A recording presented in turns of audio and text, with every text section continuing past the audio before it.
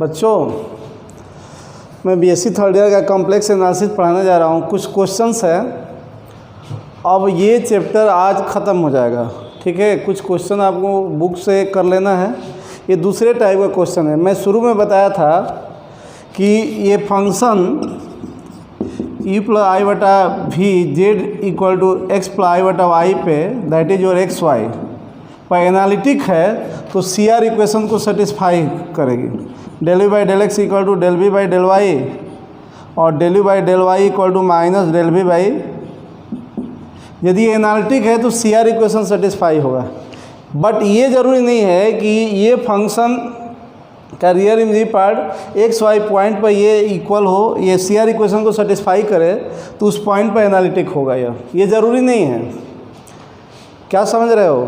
यदि ये एनालिटिक है तब तो C R equation satisfy necessary करेगा। बट ये ज़रूरी नहीं है कि किसी पॉइंट पर यह फंक्शन सी आर इक्वेशन को सेटिस्फाई कर रहा है, इसका रियल इमेजिनरी पार्ट ऐसे हो, तो ये ज़रूरी नहीं कि एनालिटिक होगा। तो इस तरह का क्वेश्चन हम आपको विश्वास ऐसा नहीं हो रहा है तो ये क्वेश्चन कुछ करने जा रहे हैं इस टाइप के, कुछ हट करके है। और ये क्वेश्चन होने के बाद ये समझो कि यूनिट ही ख़त्म हो गया। देखो, सेकेंड ईयर का यूनिट ख़त्म होने में ज़्यादा टाइम लगता है। देखिए, सेकेंड ईयर का आपसे एक ज़्यादा वीडियो में बनाया हूँ, फिर भी अभी उसमें आधा ख़त्म हुआ है, आधा से कम ही हुआ है। अब आपको ख़त्म होने जा रहा है ये यूनिट, फर्स्ट यूनिट। यही मेन चैप्टर है, एनालिटिक फंक्शन। एक छोटा सा चैप्टर है जो 4 से 5 वीडियो में ख़त्म हो जाएगा। और मैं 13 अगस्त से मैं संभावना है कि ऑनलाइन लाइव क्लास यूट्यूब पे मैं चलाऊँ, ठीक है। टाइमिंग मैं बता दूंगा और लिंक शेयर कर दूंगा, ओके। तो उस पर कितना हो बच्चे अनलिमिटेड पढ़ सकते हैं। तो एक क्वेश्चन मैं लिखा हूँ इस टाइप का कि ऐसा फंक्शन जो किसी पॉइंट पर सी आर इक्वेशन को सेटिस्फाई कर रहा है, बट उस पॉइंट पर वो एनालिटिक नहीं है। तो पहले तो हम दिखाएंगे कि सी आर इक्वेशन को सेटिस्फाई कर रहा है उस पॉइंट पर ये चारों डेरिवेटिव फाइंड कर लेंगे और ये इसके इक्वल हो जाएगा, ये इसके इक्वल हो जाएगा। पार्शियल डेरिवेटिव का डिफिनीशन आप प्रीवियस में पढ़े ही होंगे, मैं याद दिला दे रहा हूँ। जबकि उस पॉइंट पर डिफरेंशिएबल नहीं है, एनालिटिक नहीं है। तो जब एनालिटिक नहीं है आपको दिखाना है तो ये दिखा देंगे उस पॉइंट पर उसका डेरिवेटिव एग्जिस्ट नहीं है, ठीक है। तो आइए, मैं एक क्वेश्चन लिखा हूँ जो एग्ज़ाम के व्यू से बहुत इंपॉर्टेंट है। अब इससे और भी क्वेश्चन आपके बुक में भी है, 3-4 है, आप लोग देख लेंगे। एक और मैं कर दे रहा हूँ, एक ये कर दे रहा हूँ, ठीक है। तो आप लोग बुक से भी देख लोगे, आपको रेडी हो जाएगा। तो इस तरह का ये अलग टाइप का क्वेश्चन है कि ऐसा इक्वेशन, ऐसा फंक्शन जो किसी पॉइंट पर सी आर इक्वेशन को सेटिस्फाई कर रहा है लेकिन उस पॉइंट पर एनालिटिक नहीं है, ऐसा होता है। तो मैं ये क्वेश्चन आप लोग लिख लीजिएगा जो आपके बुक में भी है, एग्ज़ाम के व्यू से बहुत इंपॉर्टेंट है। ये लॉन्ग मार्क्स में आता है, 5 मार्क्स में आएगा या कभी कभी 10 मार्क्स में भी आ जाता है। ये मैं लिखा हूँ, आप देख सकते हो। So that function F Z exponential minus Z to the power -4, Z जब नॉट जीरो हो। अब एक ही जीरो होता है, जीरो कम्प्लेक्स नंबर, इसको 0 प्लस आई बटा 0, इसको 0 0, यहाँ एक्स वाई बोथ आर 0। तो जेड नॉट जीरो के लिए एफ जेड ये है और एफ 0 0 है, मतलब जेड इक्वल टू 0 पे एफ की वैल्यू 0 दिया, ये फंक्शन दिया हुआ है। जेड एफ जेड इतना है, जेड बदलेगा तो बदलेगा, हाँ जेड 0 नहीं होना चाहिए। और 0 पर अलग से दे दिया है कि एफ जेड की वैल्यू जेड इक्वल टू 0 पर 0 है। तो कह रहा है कि सो दैट ये function is not analytic at Z equal to 0, मतलब जेड इक्वल टू 0 पर यह फंक्शन एनालिटिक नहीं है। मतलब जेड इक्वल टू 0 पर इसका डिफरेंशिएशन फाइंड करोगे, डिफिनीशन से करना पड़ेगा और वो देखोगे एग्जिस्ट नहीं होगा। आगे कह रहा है although the C R equations are satisfied at that point, मतलब जेड इक्वल टू 0 पर जबकि अब सी आर इक्वेशन को सेटिस्फाई करेगी। तो मैं सी आर इक्वेशन को पहले जेड इक्वल टू 0 पर सेटिस्फाई करा दे रहा हूँ और उसके बाद दिखा देंगे कि जेड इक्वल टू 0 पर इसका डिफरेंशिएशन एग्जिस्ट नहीं है। जब एग्जिस्ट नहीं होगा तो उस पॉइंट पर एनालिटिक नहीं होगा।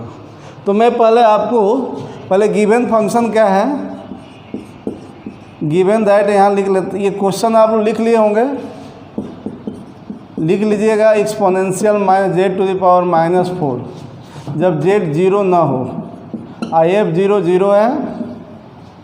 तो इसको क्या मैं इसको u प्लस आई बटा वी भी लिख सकते हूँ, u प्लस आई बटा वी। इसको हम लिख सकते हैं -1/x प्लस z को क्या लिख देंगे, z को x प्लस आई बटा वाई, -4 है तो नीचे आएगा तो +4 हो जाएगा। दिख रहा है आपको, ये माइनस पावर में ही है। जब z नॉट 0, f0 0 दिख ही रहा है। तो एक चीज़ बताएं आपको, एक चीज़ बता दें, चूँकि f0 0 है, इसको 0 प्लस आई बटा 0 कह दोगे तो u 0 0 क्या हो गया, 0 ही हुआ। v 0 0 क्या हुआ, 0 ही हुआ। एक चीज़ ध्यान दीजिए, मतलब f z 0 है, z इक्वल 0 पर 0 है तो u 0 0 0 हुआ, v 0 0 0 हुआ। ठीक है। अब मैं del by del x find कर रहा हूँ। हमको CR इक्वेशन पहले हम दिखा दे रहे हैं कि z इक्वल टू 0 पर सेटिस्फाई कर रहा है। तो z इक्वल टू 0 पर del i by del x find करो, ठीक है। z इक्वल टू 0 पर del i by del x find करो, del i by del y find करो। तो डेली बाई डेल एक्स की डिफिनीशन में लिख रहा हूँ। डेली बाई डेल एक्स क्या होगा, u किसका फंक्शन मान रहे हो,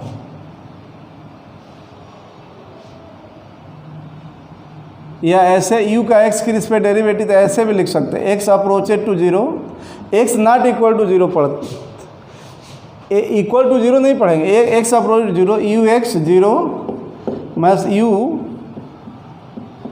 ये डिफिनीशन है बाई x। ओके,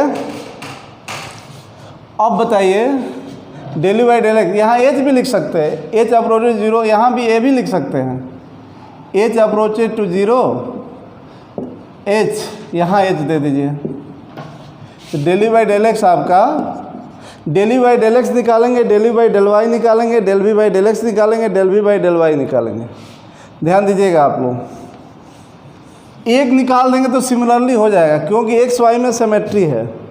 तो डेली बाई डेल एक्स आपका, अब आप लोग सोचो UH0 क्या होगा, UH0 क्या होगा, यहाँ रख दो, यहाँ Y0 है, यहीं से हो जाएगा -1/h to the power 4, u 0 0 0 है बाई h। इसकी लिमिट निकाल लेते हैं, इसकी लिमिट निकाल लेते हैं, तो क्या हो जाएगा, इसको आप ऐसे लाओ, इसको डिनोमिनेटर में कर लो, 1/h exponential 1/h to the power 4। थोड़ा सा हट करके क्वेश्चन है, थोड़ा सा बड़ा भी है। अब h इक्वल टू 0, तो ये बताओ, यहाँ h इक्वल टू 0 रखोगे तो 1/0 इन्फिनिटी हुआ। एक्सपोनेंशियल इन्फिनिटी जो है क्या होती है, एक्सपोनेंशियल इन्फिनिटी होती है, समझ रहे हैं। या इसको तोड़ लीजिए, ऐसे भी कर सकते हो, एक निकाल दूंगा ना, डेली बाई डेल एक्स निकाल दूंगा तो और शेष जो 3 है ना, इजीली आप लोग कर लोगे। देख लो, ध्यान दो, यहाँ देखो 1/, इसको और डिटेल में कर रहा हूँ, exponential 1/h to the power 4 को एक्सपेंशन करोगे तो ये होगा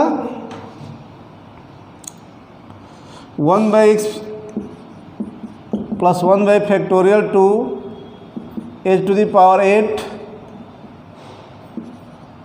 ऐसे भी कर सकते हो। अब ज़रा सोचिए, यहाँ थोड़ा ये लिख लूँ, इसकी बाद में ज़रूरत पड़ेगी।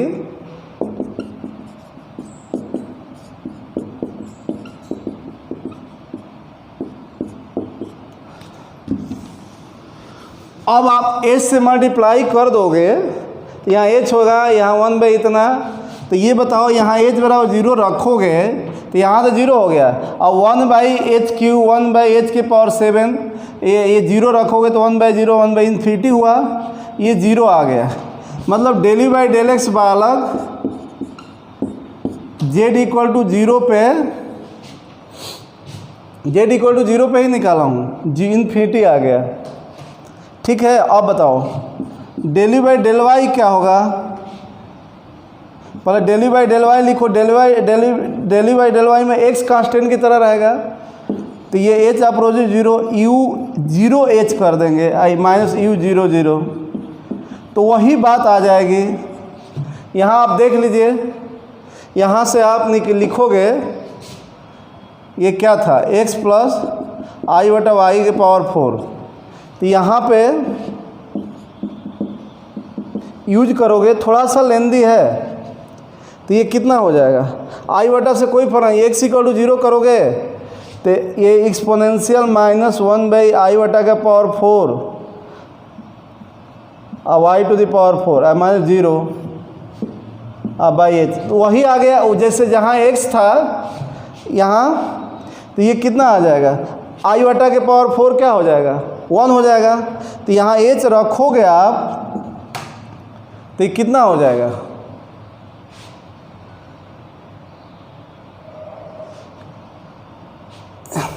यहाँ h हो जाएगा सॉरी। तो ये आपका वही आ गया कि नहीं, तो दोबारा क्यों दिखाएंगे,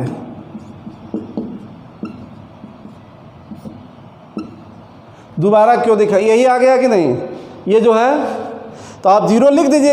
एक बार डिटेल देखो, यही चीज़ें यहाँ आ गया, यही चीज़ें, तो अब इसको आप दिखा दिए हो कि ये 0 होगा, तो पुनः ये 0 हो जाएगा, तो एक बार लिख दिए, दिखा दिए, हो गया। तो del you by del X, del you by del Y दोनों 0 हो गया। अब इसी तरह से आप भी का करोगे तो उसमें भी यही चीज़ें आएगा। तो सिमिलरली लिख दे रहा हूँ, similarly del we by del x, ये del you by del y at Z equal to 0 लिख देंगे। Del we by del x at Z equal to 0 0 आएगा, del we by del y at Z equal to 0 0 ही आएगा। Okay, तो जब ये 0 ही आ गया है चारों, तो हम ये कह सकते हैं 10 del you by del X 0 है और del we by del Y भी 0 है, तो ये बराबर हुआ, del we by del Y भी 0 है और del you by del X भी 0 है। 10 यहाँ मैं लिख दे रहा हूँ, 10 at Z equal to 0, del you by del X 0 है और del we by del Y भी 0 है, तो ये इक्वल हुआ, और del you by del Y भी 0 है और del we by del X भी 0 है, तो -0 भी 0 ही होगा। मतलब ये कुल मिला के ये सेटिस्फाई हो रहा है, मतलब जेड इक्वल टू 0 पर CR इक्वेशन सेटिस्फाई होगा। आप लोग पार्शियल डेरिवेटिव करने लगते हैं, जैसे आप डेरिवेटिव को, तो दिक्कत होगा। मैंने पार्शियल डेरिवेटिव की डिफिनीशन से मैंने ये चारों फाइंड कर लिया, तो दो ही, एक फाइंड कर लिया ना तो शेष तीनों इजीली हो जा रहा है। तो ये एग्जाम में भी ऐसा करोगे, क्योंकि सभी वो चारों एक ही फॉर्म में आएगा। इस तरह से this imply F Z equal to exponential minus Z to the power -4 जब Z not 0 F 0 0 satisfied CR equation, CR equation शायद Z इक्वल टू 0। थोड़ा बार बार वीडियो को देखिएगा, लेकिन आपको लिखा है कि जबकि Z इक्वल टू 0 पर एनालिटिक नहीं होगा। ऐसा होता है, यदि एनालिटिक होगा यू प्लाई बटा भी किसी पॉइंट पर, तो CR इक्वेशन सेटिस्फाई होगा, ये तो गारंटी है। लेकिन ज़रूरी नहीं है कि यू प्लाई बटा भी किसी पॉइंट पर CR इक्वेशन सेटिस्फाई करेगा तो उस पॉइंट पर एनालिटिक होगा, ये ज़रूरी नहीं है। ये जीता जागता आपका एक क्वेश्चन है इसके लिए। तो अब Z इक्वल टू 0 पर CR इक्वेशन सेटिस्फाई हो गया, बट आपको ये दिखाने जा रहा है कि Z इक्वल टू 0 पर एनालिटिक नहीं है। तो ऐसे इसको करने के लिए बच्चों कि Z इक्वल टू 0 पर एनालिटिक नहीं है, ऐसा दिखाने के लिए Z इक्वल टू 0 पर हम डेरिवेटिव फाइंड करेंगे, डिफिनीशन से फाइंड करेंगे। और डेरिवेटिव यदि एग्जिस्ट हो गया तब तो ये एनालिटिक है, और यदि नहीं एग्जिस्ट हुआ तो एनालिटिक नहीं होगा। तो आपको दिखाना है कि एनालिटिक नहीं होगा। तो ये सेकेंड पार्ट है जेड इक्वल टू 0 पर इसकी डेरिवेटिव चेक करें तो एफ डैश 0 क्या होगा। अच्छा एफ डैश ए क्या होता है, मैं क्या लिखवाया था, एफ डैश 0 ए क्या होगा, जेड अप्रोचेड टू एफ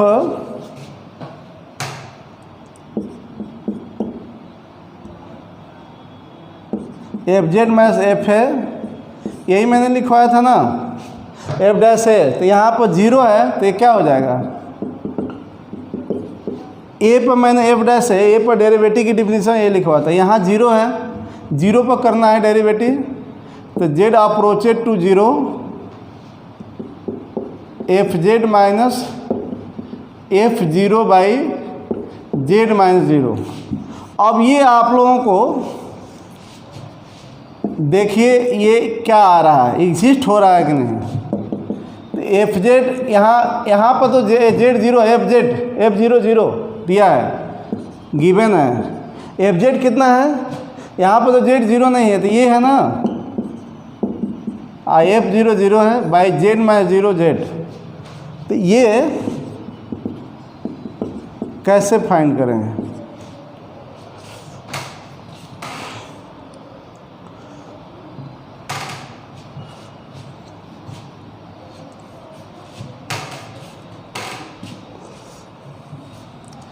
ये exponential minus Z to the power minus 4 by Z हो गया, इसको जो है ना बच्चों पोलर फॉर्म में बदल दो, क्या करो पोलर फॉर्म में बदलो। थोड़ा सा मैं आपको रियल एनालिसिस में पढ़ोगे तो हम two limit of two variable, ये x y z approached to 0 मतलब क्या कि x y approached to 0, z मतलब क्या हुआ x y, z approached to 0 का मतलब कि एक्स वाई अप्रोचेड टू 0, ये आपका व्यू है, 0 कर सकते हो, जेड 0 मतलब 0 उसको ओरिजिन बोलेंगे।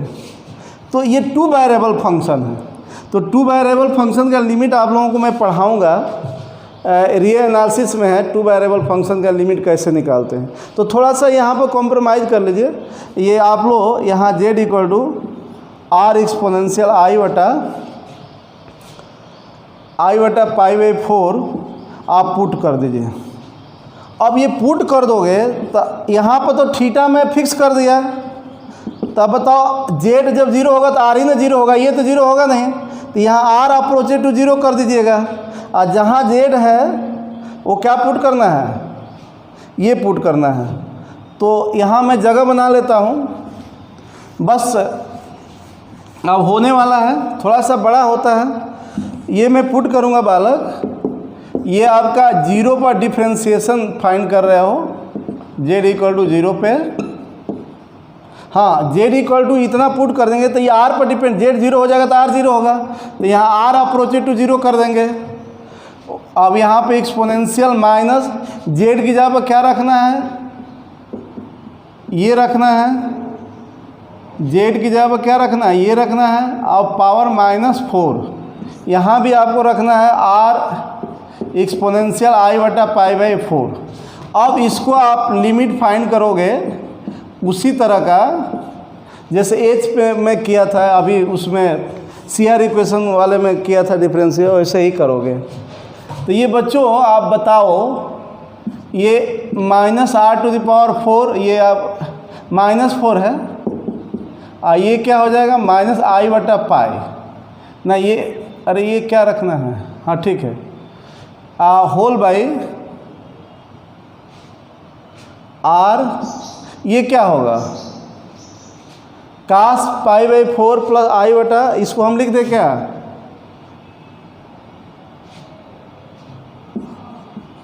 cos pi by 4 plus i बटा साइन पाई बाई 4, ऐसे भी कर सकते हो, या रहने दो इसको, इससे कोई फर्क नहीं पड़ेगा, इसको ऐसे ही रहने दो, आई बटा। अब बताओ इसको क्या करना चाहिए, इसको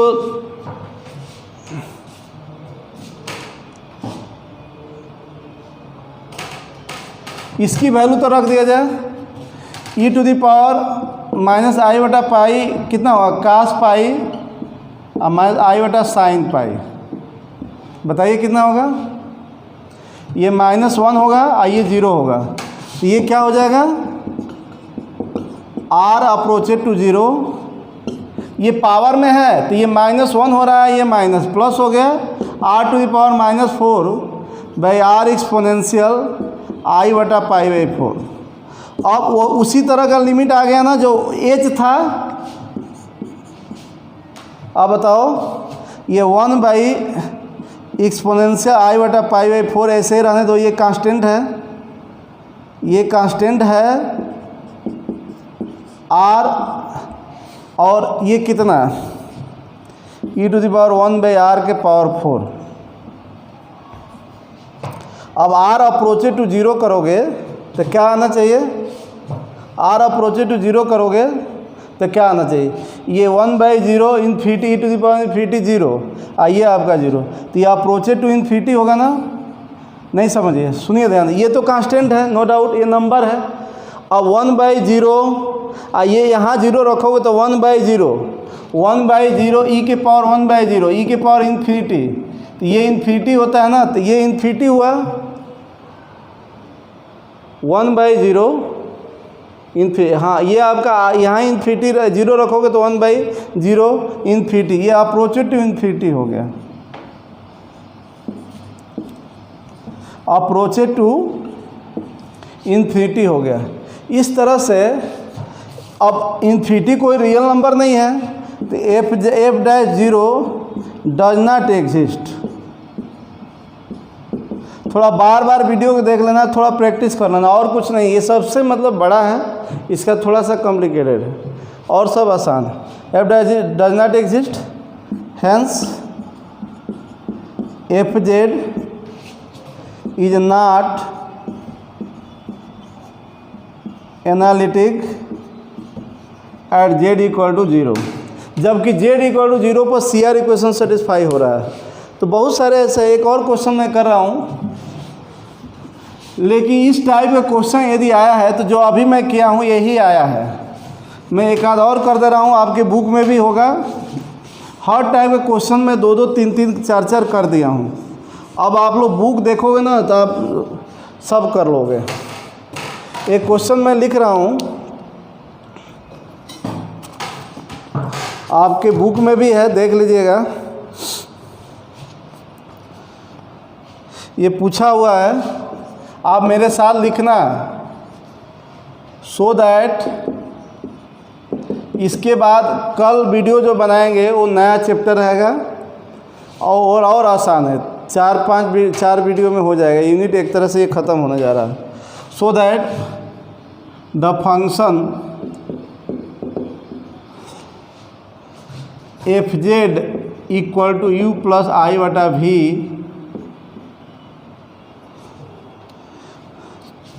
where f(z) =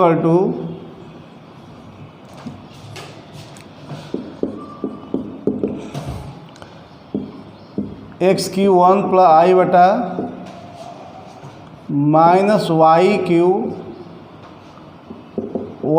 i/-y³ by x² + y²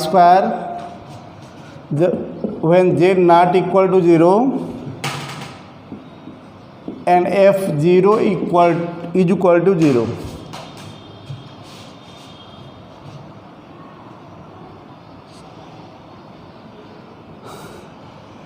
Is not analytic at z = 0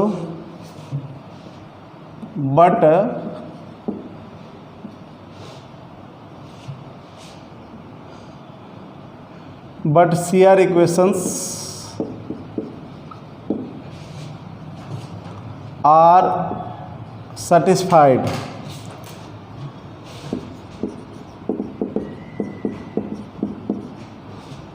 at that point. उस पॉइंट पर CR इक्वेशन सेटिस्फाई होगा, ये आपको फाइंड करना है। ठीक है, बात वही है, क्वेश्चन वही है कि ये फंक्शन है z = 0 पर z not equal to zero के लिए ये है और जेड इक्वल टू जीरो पर फंक्शन की वैल्यू जीरो है, तो दिखाओ कि एनालिटिक नहीं है जेड इक्वल टू जीरो पे। जबकि सी आर इक्वेशन सेटिस्फाई करे तो पहले C R z equal to zero पर वो चारों डेरिवेटिव, चारों पार्शियल डेरिवेटिव फाइंड करेंगे और जो दोनों इक्वेशन है सेटिस्फाई हो जाएगा तो सी आर इक्वेशन सेटिस्फाई हो गया। और जेड इक्वल टू जीरो पर डेरिवेटिव दिखाओगे कि ये एग्जिस्ट नहीं है। तो आप क्या है, क्वेश्चन क्या है, यहाँ से सॉल्यूशन मैं करने जा रहा हूँ। ओके, क्वेश्चन आपके दिमाग में तो है ही है।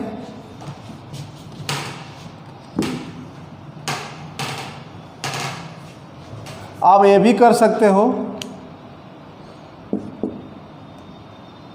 ये u प्लस आई बटा वी है ना एफ जेड, इसको ऐसे भी लिख सकते हो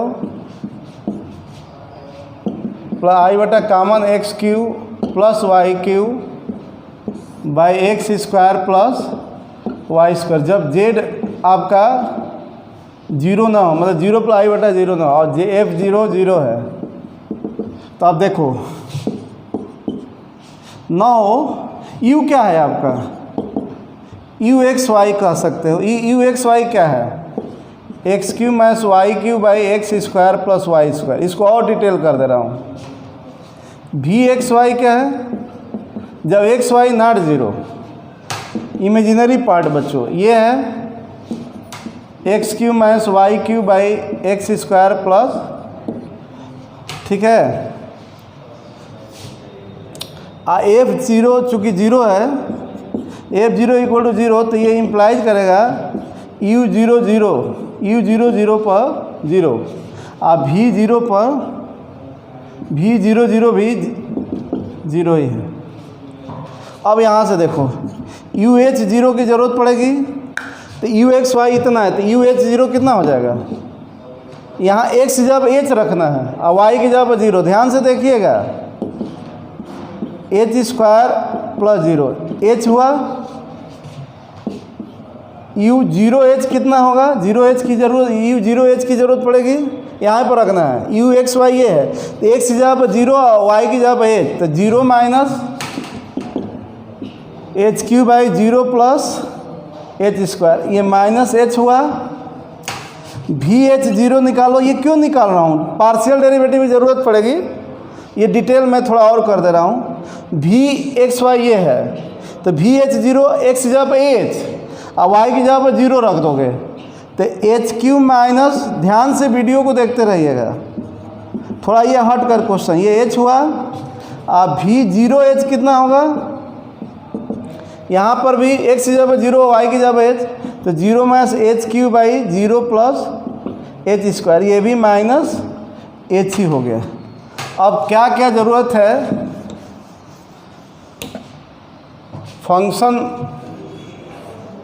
फंक्शन कितना है, f Z equal to x cube plus y cube plus i बटा एक्स क्यू माइनस, शायद ये माइनस है, आप प्लस वाई क्यू बाई, जब आई एफ जीरो जीरो है, इसकी ज़रूरत पड़ेगी बार बार, तो इसलिए मैंने ऊपर लिख लिया है। अब हम जल्दी से del you by del x at Z equal to zero, z equal to zero मतलब जीरो जीरो जीरो पॉइंट पर, तो ये डिफिनीसन के अनुसार limit at h equal to h approached to zero, u h zero minus u zero zero by h, इससे कर लोगे तो del you by del x at Z equal to zero. आप बताओ, ये फाइंड कर लिए हो, यू जीरो जीरो कितना है और वी जीरो जीरो कितना है, ये आप नोट कर। यू एच जीरो एच है, यू एच जीरो कितना है, एच है,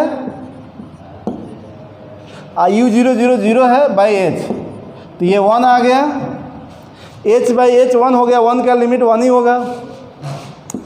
del you by del y z equal to zero पर, तो ये लिख दोगे लिमिट,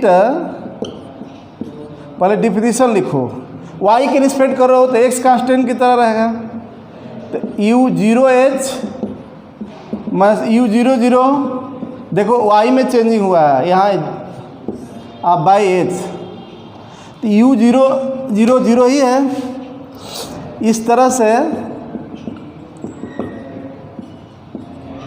बहुत ज़्यादा गर्मी हो रही है, पसीना हो रहा है, पंखा बंद करके पढ़ाना पड़ता है।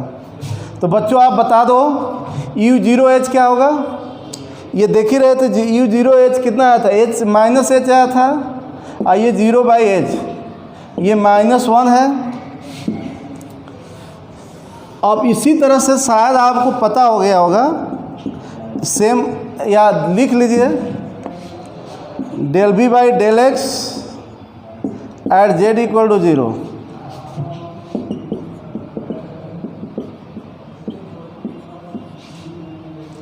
VH0 माइनस V00 आप बाई H, तो VH0 शायद H था ना, VH0 शायद H था, तो ये कितना आ गया H, और V000 ये 1 आ गया। इसी तरह से del V/del Y at Z = 0 कितना आएगा?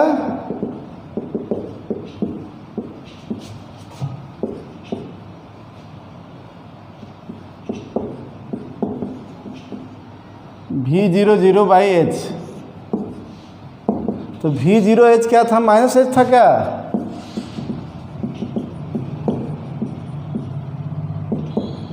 ये 0 -1 आया। अब आप लोग देखिएगा कहीं गलती ना हो, छूट गया होगा तो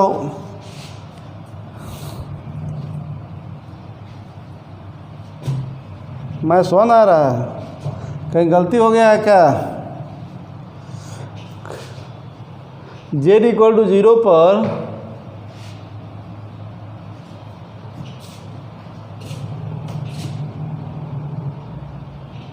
del V/del X 1 आया था, और del V/del Y कहीं 1 ही आ रहा है क्या? वो माइनस है क्या उधर? x³ माइनस, शायद माइनस था, माइनस ही था।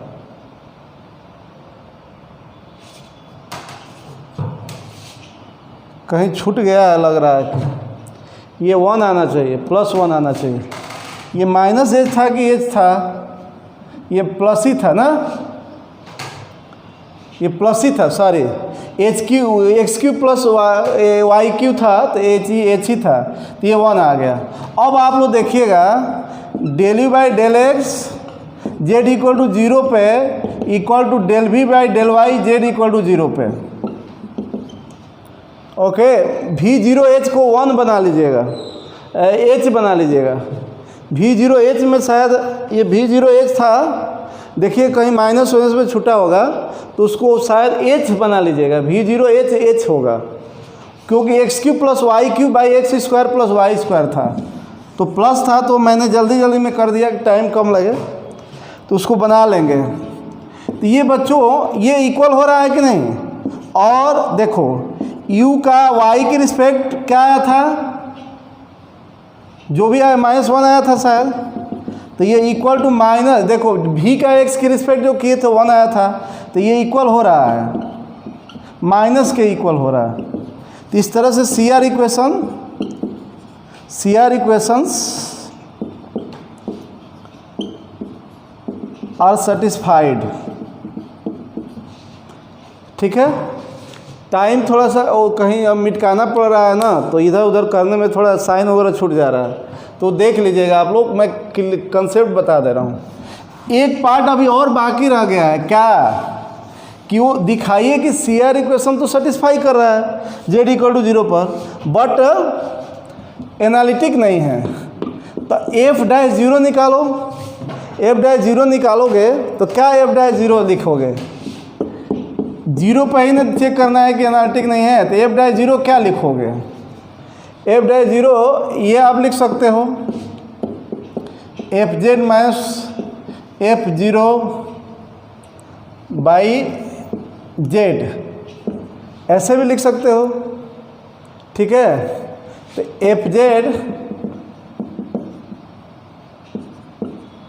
FZ क्या है, बोलिए FZ क्या है? FZ आपका है x³ यही था, इसी में कहीं गलती हुआ था, यहाँ पर आपका x square plus x cube plus यहाँ में माइनस समझ करके उसको माइनस बना दिया था। आई एफ 0 0 है, आप बाई एक्स प्लस आई बटा वाई। अब जेड 0 है तो इसका मतलब क्या हुआ, जेड 0 है इसका मतलब एक्स प्लस आई बटा वाई 0 है। इसको आप लोग ऐसे कर लोगे, एक्स वाई अप्रोचेड टू 0 0, ऐसे आप बना लोगे। इसकी लिमिट निकालना है तो ये डबल वेरिएबल लिमिट हो गया, तो डबल वेरिएबल लिमिट निकालना और आसान होता है। आप लोग घबराए नहीं, डबल वेरिएबल लिमिट निकालना आसान होता है। अच्छा, ये एक चीज़ छूट गया है ना, ये आपका x square plus y square और बाई एक्स प्लस आई बटा वाई था ये। तो यहाँ पर क्या हो गया, एक्स स्क्वायर प्लस, एक रूल आप लोगों को पढ़ाएंगे रियल एनालिसिस में, एक्स वाई अप्रोचेड टू 0 0 है, यहाँ एक्स वाई का फंक्शन है, तो आप ये लिख सकते हैं कि let x y approached to 0 0 along, वहाँ मैं डिटेल पढ़ाऊँगा रियल एनालिसिस में, along y equal to m x line. कहने का मतलब कि एक्स वाई पॉइंट है, यार एक्स वाई पॉइंट है, ठीक है। हम यहाँ समझा दे रहे हैं थोड़े सा, ये तरीका होता है डबल वेरिएबल इन लिमिट निकाल। ये एक्स वाई पॉइंट मान लीजिए, तो ये 0 0 की ओर अप्रोच कर रहा है, तो मान लीजिए अब 0 0 की ओर अप्रोच कर रहा है, तो एक डायरेक्शन में, एक लाइन के डायरेक्शन में जा रही होगी, तो ये वाई बराबर एम एक्स लाइन जनरल हो गया। अब एम बदलेगा तो विभिन्न लाइन हो जाएगी जो 0 से ही जाएगी। तो ये तरीका है कि डबल वेरिएबल लिमिट है, तो एक्स वाई अप्रोचेड टू 0 0 में 0 0 पे लिमिट निकालना है, तो ये मान लेते हैं कि x y approached to 0 0 along y equal to m x line. तो जानते हो क्या करोगे, अब इस जहाँ जहाँ वाई है यहाँ एम एक्स रख देंगे, तो अब एक्स में हो जाएगा। यहाँ जहाँ जहाँ वाई है यहाँ एम एक्स रख देंगे, तो ये एक्स पर डिपेंड हो जाएगा, तो यहाँ एक्स अप्रोचेड टू 0 हो जाएगा। अब सिंगल वेरिएबल हो जाएगा। अब यहाँ पर जहाँ जहाँ वाई है एम एक्स रख दोगे, एम एक्स रख दोगे, x cube plus m cube x cube whole by x plus i बटा एम एक्स, यहाँ भी x square plus m square x square. अब बच्चों देखिए ये एग्जिस्ट हो रहा है कि नहीं। देखो यदि एम पर डिपेंड हो गया, एम में आ गया, तब तो एग्जिस्ट नहीं होगा। क्यों? क्योंकि आपको पता है कि ये लाइन वाई बराबर एम एक्स का फॉर्म है, यहाँ एक्स वाई है। यदि ये लिमिट एम में आ गया, इसका मतलब एग्जिस्ट नहीं हुआ, क्योंकि एम बदलेगा तो लिमिट बदलेगा। तब एम पर लिमिट एम में आ गया तब तो इसका मतलब एग्जिस्ट नहीं हुआ, क्योंकि एम पर डिपेंड करेगा। तो एम तो विभिन्न हो सकता है, वाई बराबर 2x भी लाइन हो जाएगा, यहाँ m2 है, वाई बराबर 3x लाइन हो जाएगा, यहाँ m3 है। तो इसका मतलब कि एक ओरिजिन से जाने वाली तो अनगिनत लाइन होगी, तो अलग अलग लाइन से जाएगा, इसका मतलब कि अलग अलग लिमिट आएगा। लिमिट एक ही होता है, इसलिए एम में आ गया। यदि ये लिमिट एम में आ गया, इसका मतलब कि एग्जिस्ट नहीं है। तो देखते हैं एम में आ रहा है कि नहीं। ये बताओ एक्स क्यू कॉमन है, एक्स क्यू कॉमन है, एक्स क्यू कॉमन है, आप लोग देख लीजिएगा। यहाँ भी एक्स कॉमन होगा, यहाँ एक्स स्क्वायर तो एक्स क्यू होगा। तो यहाँ बचेगा क्या, एक्स क्यू कॉमन ले लेंगे, आपको एक्स क्यू कॉमन ले करके आप सोचिए ज़रा,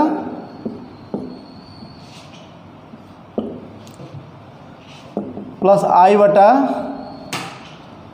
1 plus m cube whole by, यहाँ भी एक्स क्यू हो जाएगा कॉमन, 1 प्लस आई बटा एम 1 प्लस, अब एक्स क्यू गायब हो गया। अब एक्स बराबर 0 रखोगे तो यही ना आएगा। अब एक्स तो है नहीं,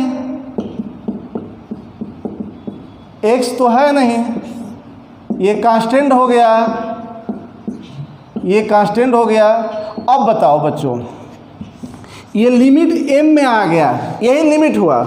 अब एम में आने का मतलब हम ये सोचेंगे कि ये एक्स वाई पॉइंट से अप्रोच कर रहा है 0 की ओर, 0 0 की ओर, तो क्या ये y बराबर mx लाइन, अब m बदलेंगे तो विभिन्न m लिमिट आएगा, क्योंकि यहाँ से जाने वाली अनगिनत और यहाँ से अप्रोच करने वाली ओरिजिन की ओर अनगिनत लाइन हो सकती है।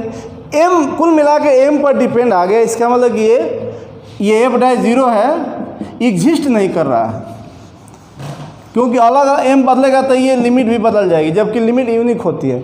इसका मतलब f' यहाँ पर लिख देना डिपेंड ऑन m।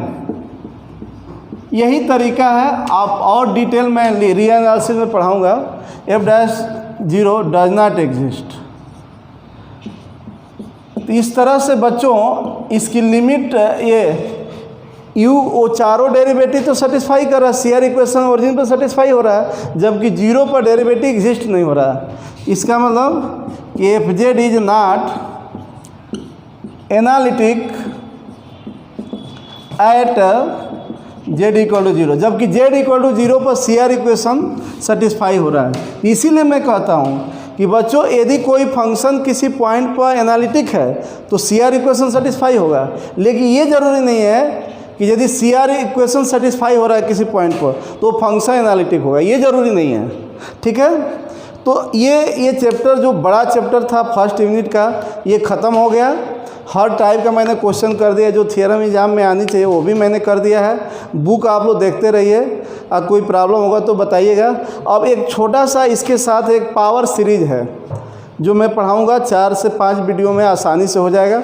यूनिट ख़त्म हो गया, तो थर्ड ईयर का यूनिट कम है और जल्दी ख़त्म होता है। सेकेंड ईयर का यूनिट ज़्यादा टाइम लेता है, तो आप लोग ध्यान दीजिएगा। आप लोग मैथ पढ़िए, इत्मीनान से पढ़िए, और सब्जेक्ट से मेरा सब्जेक्ट आपको बेटर समझ में आएगा और बढ़िया से कोर्स ख़त्म हो जाएगा, और मैं पूरा कोर्स ख़त्म कर देता हूँ थर्ड ईयर का। ठीक है, और विधिवत समझा करके ख़त्म होगा। और भी ऑफलाइन क्लासेस चलने लगी, हो सकता है सितंबर से चले, तो आपको कोई दिक्कत नहीं होगी। कोर्स मैं इजीली ख़त्म कर देता हूँ। थर्ड ईयर में मैथ्स में मार्क्स भी आता है, बहुत लोग मेरा अपोज भी करते हैं, तो ये ध्यान रखिए कौन क्या पढ़ाता है आपको पता है, तो ये ध्यान दीजिएगा। ठीक है, धन्यवाद। कल मैं वीडियो डालूँगा नेक्स्ट। ठीक है।